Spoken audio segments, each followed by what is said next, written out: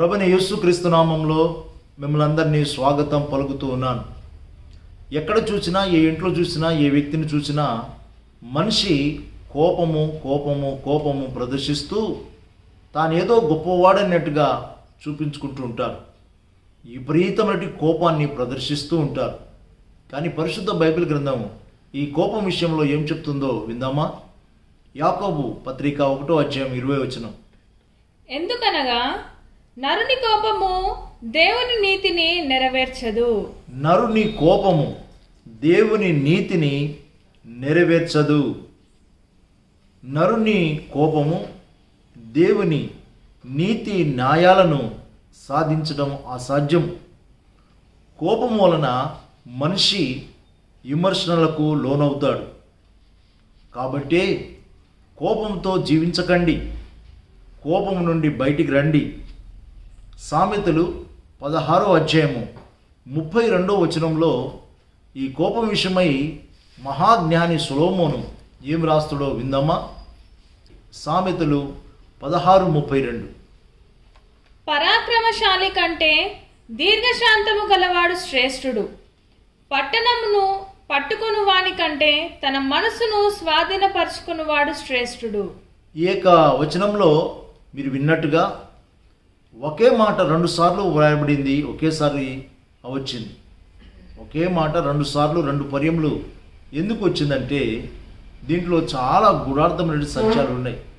అయితే ఒక మాట మనం జ్ఞాపకం చేసుకోవాలి. శ్రేష్ఠుడు అనే మాట మనం వింటూ ఉన్నాం. దేని విషయంలో శ్రేష్ఠుడు?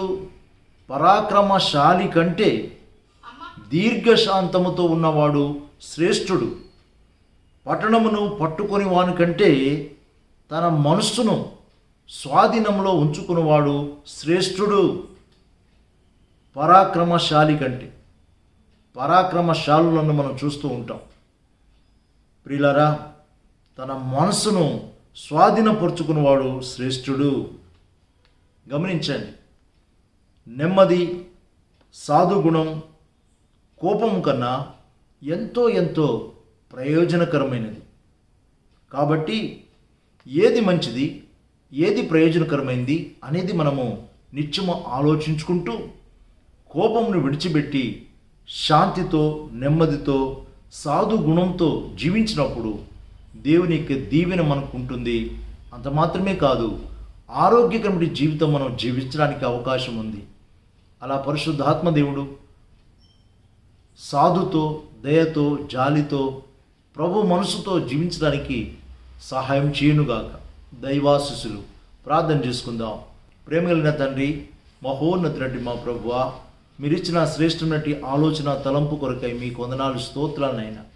ఎన్నో కుటుంబాలు, ఎన్నో జీవితాలు కోపానికి బలి అయి వారి విలువైన శ్రేష్టమైనటి నాయనా ప్రభువా సమయాన్ని, జీవితాన్ని, కుటుంబాన్ని పాడు చేసుకుంటున్న వారు ఎందరో ఉంటున్నారు. అలాంటి భయంకరమైన కోపం నుండి శాంతి, దయా, జాలితో మేము బ్రతకడానికి సహాయం చేయమని యేసు ప్రభు పేరిట ప్రార్థిస్తున్నాం తండ్రి. ఆమేన్.